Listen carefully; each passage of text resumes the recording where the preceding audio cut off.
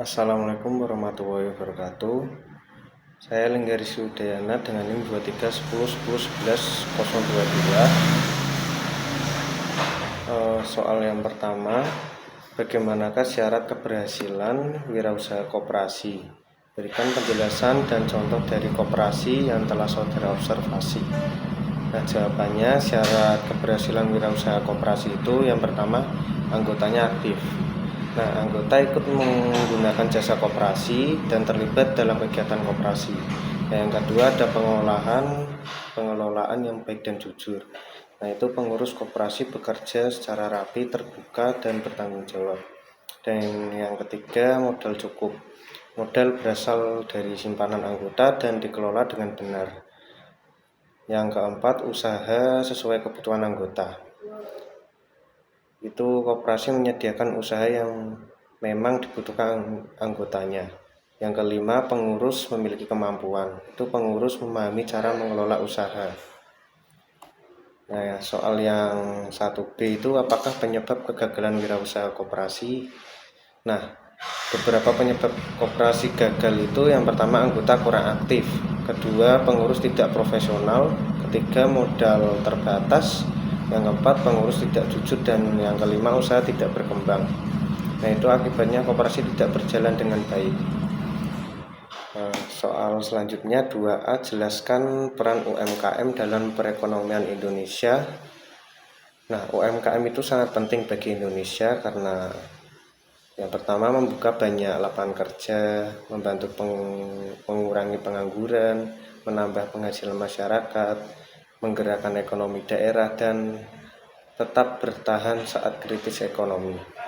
Nah, soal yang selanjutnya 2B, jelaskan kelebihan koperasi dan UMKM dibandingkan dengan perusahaan biasa seperti PT dan CV dan lain-lain. Nah, kalau kelebihan koperasi dan UMKM itu modal tidak terlalu besar, yang kedua mudah didirikan, yang ketiga dekat dengan masyarakat, yang keempat koperasi mengutamakan kesejahteraan anggota, dan yang kelima UMKM lebih fleksibel dan cepat menyesuaikan pasar, sedangkan PT dan CV lebih fokus pada keuntungan. Nah, soal nomor 3, jelaskan strategi penguatan koperasi dan UMKM. Berikan contoh masing-masing strategi. Nah, beberapa cara untuk memperkuat koperasi dan UMKM itu yang pertama, pelatihan usaha. Nah, contohnya pelatihan manajemen dan pemasaran. Nah, yang kedua, menggunakan teknologi digital. Itu contohnya jualan lewat marketplace dan media sosial. Nah, yang ketiga, bantuan modal. Itu contohnya program kredit usaha rakyat atau KUR. Nah, yang keempat, pendampingan koperasi, itu contohnya pembinaan dari dinas koperasi. Dan yang terakhir, pengembangan produk, itu contohnya kemasan lebih menarik. Nah, soal selanjutnya 4A, jelaskan dan tujuan penilaian koperasi dengan metode pemeringkatan. Nah, itu tujuan penilaian koperasi adalah yang pertama, mengetahui kondisi koperasi, meningkatkan kepercayaan anggota, mendorong koperasi agar lebih baik, dan yang terakhir menjadi dasar pembinaan pemerintah. Nah, soal selanjutnya 4B, jelaskan prinsip pengukuran kinerja koperasi di Indonesia. Nah, prinsip penilaian koperasi itu yang pertama terbuka, yang kedua jujur, yang ketiga bertanggung jawab, yang keempat melibatkan anggota, dan yang kelima berkelanjutan.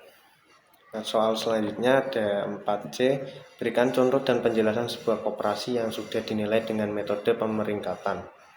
Nah, contoh koperasi simpan pinjam yang mendapat peringkat sehat karena yang pertama keuangan rapi, yang kedua RAT rutin, yang ketiga anggota aktif, dan yang keempat pengelolaan baik. Sekian dari saya, kurang lebihnya saya mohon maaf. Assalamualaikum warahmatullahi wabarakatuh.